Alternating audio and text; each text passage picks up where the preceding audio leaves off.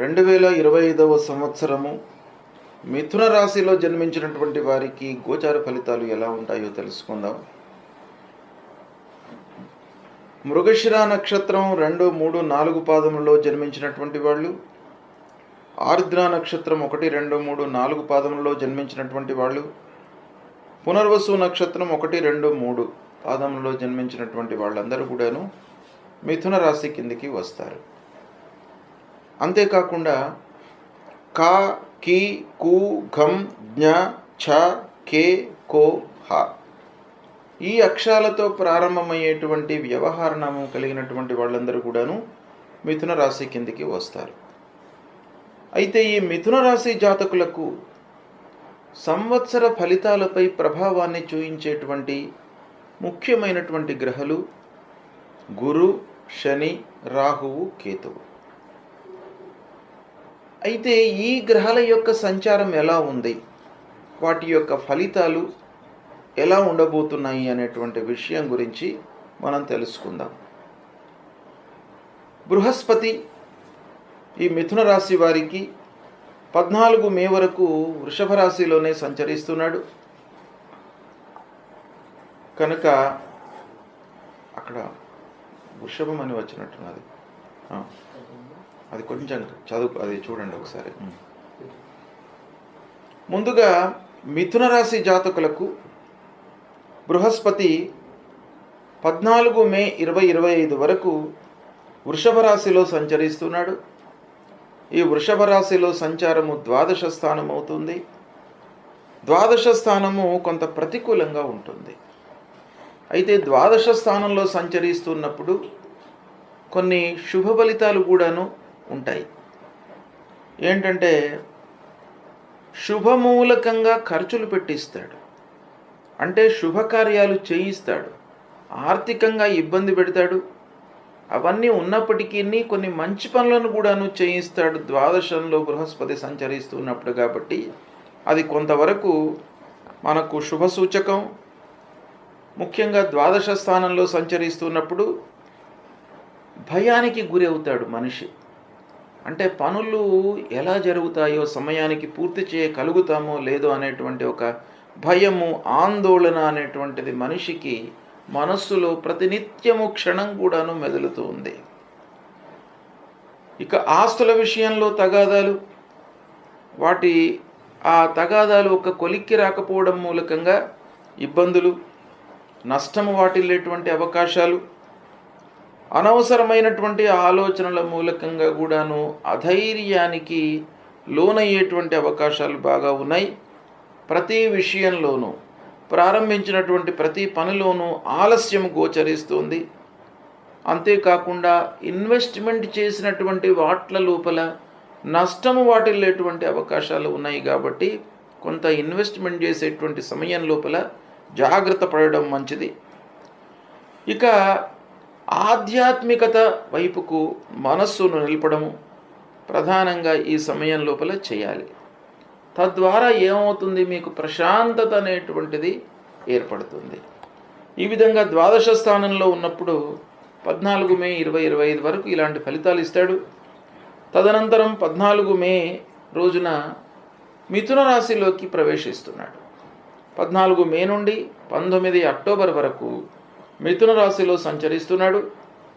మిథున రాశిలో సంచారము ఈ మిథున రాశిలో జన్మించినటువంటి వారికి, అంటే మిథున రాశి జాతకులకు జన్మస్థానం అవుతుంది.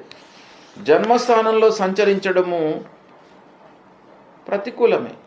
అయితే ఈ సమయం లోపల, అంటే 14 మే నుండి 19 అక్టోబర్ వరకు ఎలాంటి ఫలితాలు ఉంటాయి అని అంటే, ఉద్యోగస్తులకు ముఖ్యంగా ఆఫీసులో ఇబ్బందులు, తోటివారితో మనస్పర్ధలు, కలహాలు, తద్వారా ఒక అధైర్యానికి గురి కావడము.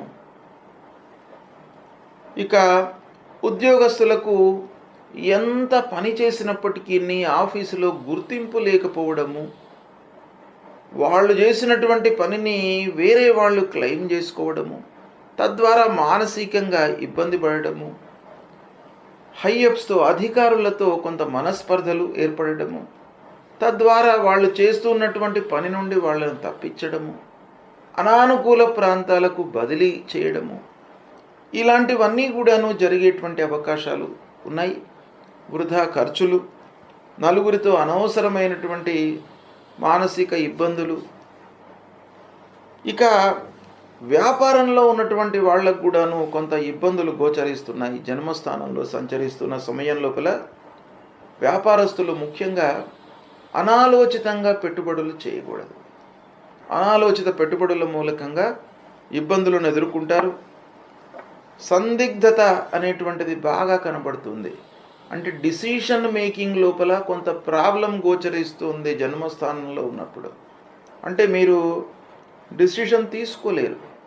వ్యాపారస్తులు కూడాను ఇన్వెస్ట్మెంట్ చేద్దామా వద్దా, చేస్తే లాభం వస్తుందా, చేయకుంటేనే లాభం వస్తుందా, ఇలాంటి తర్జన భర్జన లోపల ఒక మనస్సు అనేటువంటిది చంచలంగా ఉంటుంది. సందిగ్ధత అనేటువంటిది ఏర్పడుతుంది. కాబట్టి కొంత జాగ్రత్తగా నిర్ణయాలు తీసుకోవాలి. ఇక ప్రారంభించినటువంటి పనుల లోపల ఆటంకాలు, ఆర్థిక నష్టము, నలుగురిలో పూర్వము ఉన్నటువంటి పేరు ప్రతిష్టలకు కొంత భంగం వాటిల్లేటువంటి అవకాశాలు ఉన్నాయి. అంటే పూర్వము మనము మన పేరు చెప్తేనే పనులు అయ్యేటువంటి స్వభావం నుండి మనం వెళ్ళినా కూడాను పనులు కాకపోవడం అనేటువంటిది కొంత మీరు గుర్తించేటువంటి అవకాశాలు ఈ సమయంలో ఉంటాయి. ఇక దాని తర్వాత 5 డిసెంబర్ నుండి 1 జూన్ 2026 వరకు బృహస్పతి వక్రరీత్యా మళ్ళీ మిథున రాశిలోకి వస్తున్నాడు.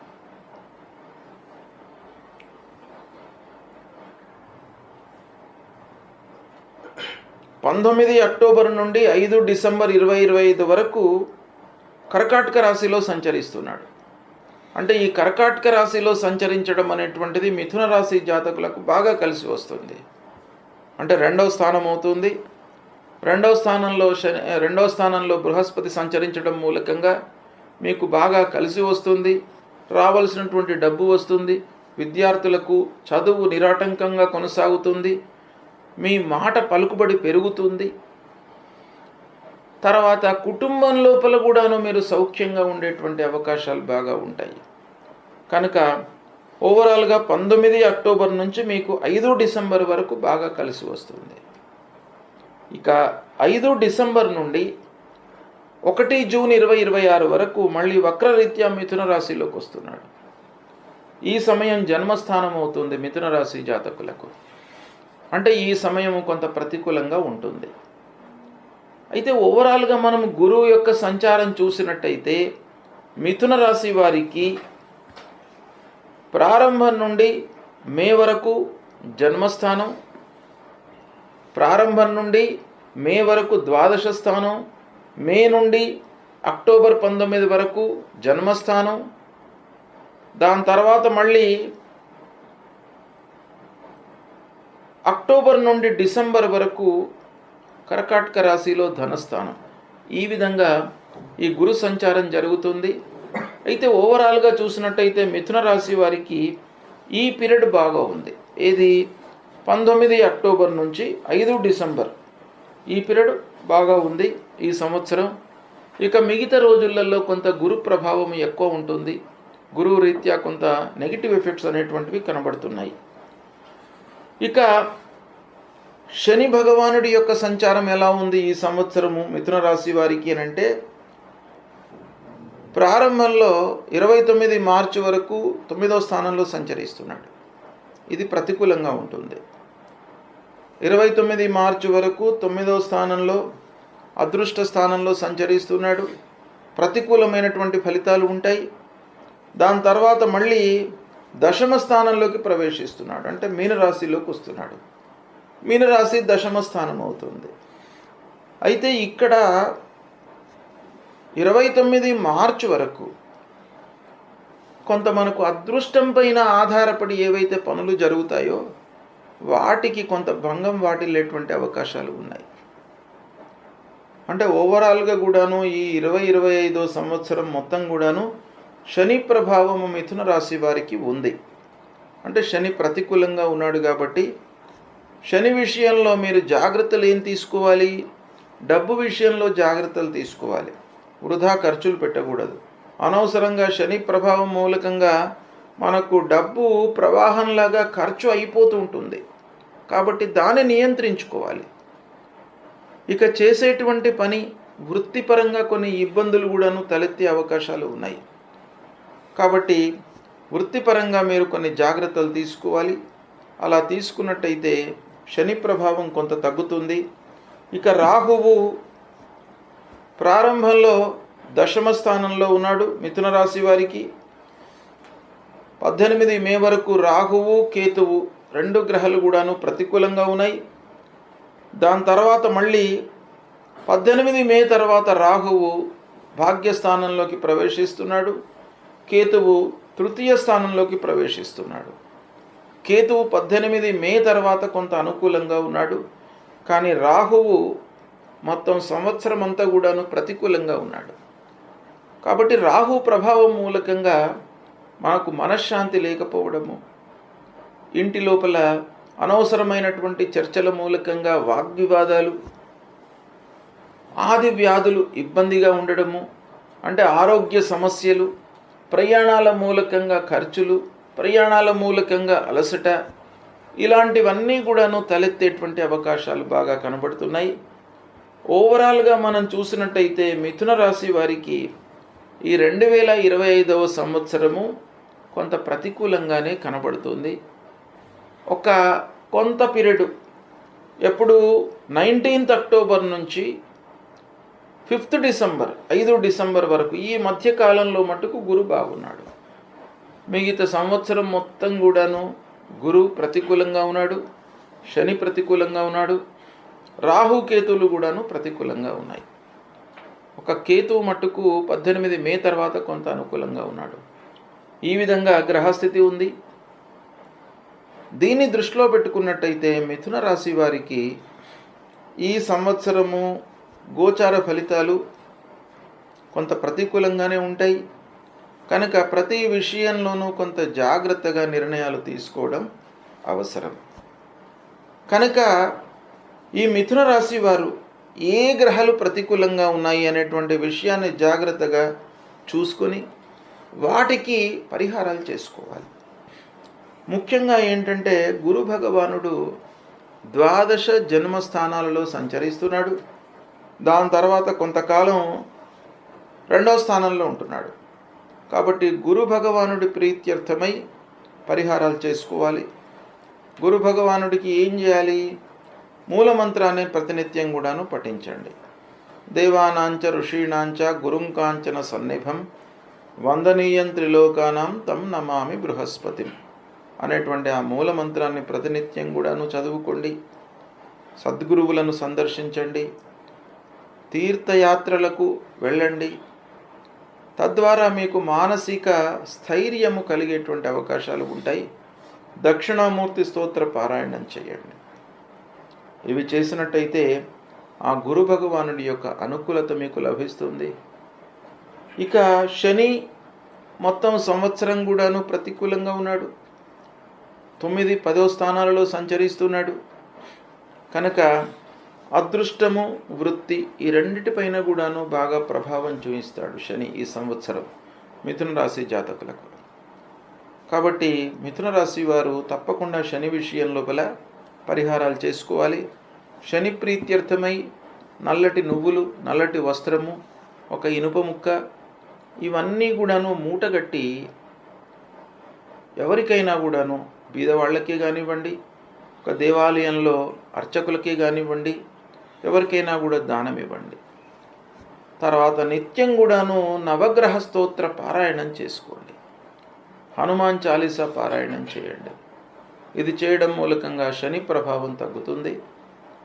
ఇక రాహుకేతువుల ప్రీత్యర్థమై అమ్మవారి దేవాలయానికి వెళ్ళండి. తప్పకుండా రాహుకేతువుల మూలకంగా మీకు అస్థిరత, మానసిక ఇబ్బందులు, భయము, ఆందోళన ఇవి కలిగేటువంటి అవకాశాలు ఉంటాయి. కాబట్టి దాన్ని తగ్గించుకోవడానికి అమ్మవారి యొక్క అనుగ్రహం చాలా అవసరం. కాబట్టి అమ్మవారి దేవాలయానికి వెళ్ళండి. ప్రతినిత్యం కూడాను అమ్మవారి దేవాలయానికి వెళ్ళి అమ్మవారి ముందు నిలుచుని స్తోత్ర పారాయణం చేయండి, లలితా సహస్ర పారాయణం చేయండి, విష్ణు సహస్రనామ పారాయణం చేయండి. ఇవి చేసినట్టయితే మీకు రాహు కేతువుల మూలకంగా కలిగేటువంటి దుష్ప్రభావము దూరం అవుతుంది. ఈ విధంగా మిథున రాశి వారికి ఈ 2025 సంవత్సరము కొంత ప్రతికూలంగా ఉన్నప్పటికీ మీరు చేసేటువంటి ఆ భగవంతుని యొక్క స్తోత్రాలు పరిహారాల మూలకంగా దుష్ప్రభావము తగ్గుతుంది. అన్నిటికంటే ముఖ్యమైనటువంటిది మనిషికి ధైర్యము, మనస్సంకల్పము. నేను తప్పకుండా ఈ పని చేస్తాను, చేసి తీరుతాను, నాకు అమ్మవారి యొక్క అనుగ్రహం ఉంది అనేటువంటి ఒక దృఢమైనటువంటి సంకల్పం ఉన్నట్టయితే గ్రహాలు ఎన్ని అనానుకూలంగా ఉన్నప్పటికీ మీకు మంచి జరుగుతుంది. కాబట్టి భగవంతుణ్ణి నమ్ముకోండి, మీ పైన మీరు విశ్వాసంతో ఉంటూ పనులు చేయండి. తప్పకుండా మీకు అనుకూలిస్తుంది ఈ సంవత్సరం. శుభం.